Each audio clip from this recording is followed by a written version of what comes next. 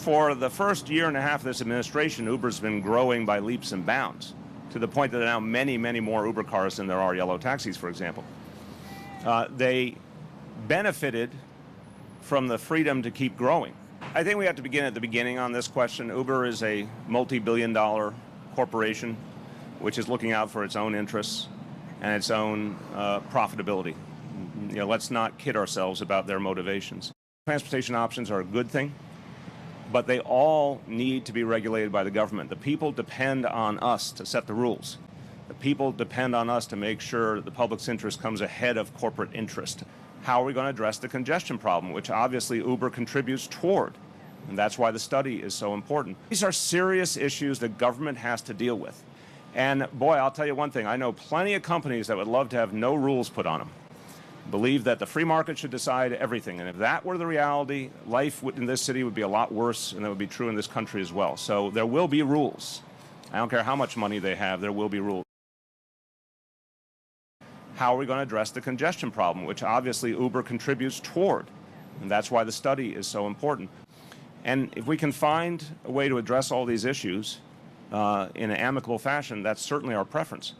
But if not, that cap is absolutely on the table. Obviously, Uber's going to have a substantial presence in this city under any scenario. Uber will have a strong presence in this city under any scenario. Uber's going to have a substantial presence in this city. Uber will have a strong presence in this city. Uber's going to have a substantial presence in this city. Uber will have a strong presence in the city under any scenario. Obviously, Uber's going to have a substantial presence in this city under a strong presence, have a substantial presence, a strong presence. Uber gets to go without any kind of rules or regulation, in part because of the misinformation that Uber has spread, backed up by millions and millions of dollars and lots of lobbyists. How are we going to address the congestion problem, which obviously Uber contributes toward? And that's why the study is so important. We have pointed up the obvious facts about congestion. People are experiencing it, and there's facts to back it up. Midtown in particular is more congested. The speed of cars traveling in Midtown is going down. It's getting slower and slower.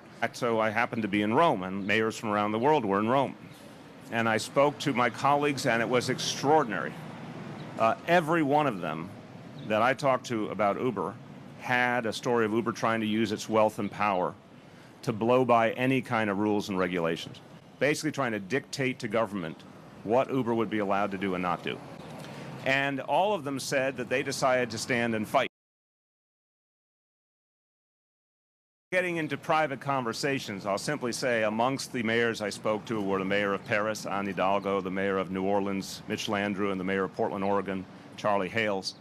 And again, deja vu all over again. Everyone went through similar scenario where Uber thought its ability to purchase advertising and lobbyists would be all it needed to get its way without any exception. Uber understands there has to be a set of rules. They have agreed to limit their growth in the short term while we do the study. We originally said to them the goal was to have a study so we could all have facts, very public, transparent facts about what's happening, and then we could make decisions about what to do so that we can make sense of the situation. Thanks, everyone. Going once, going twice, dollars.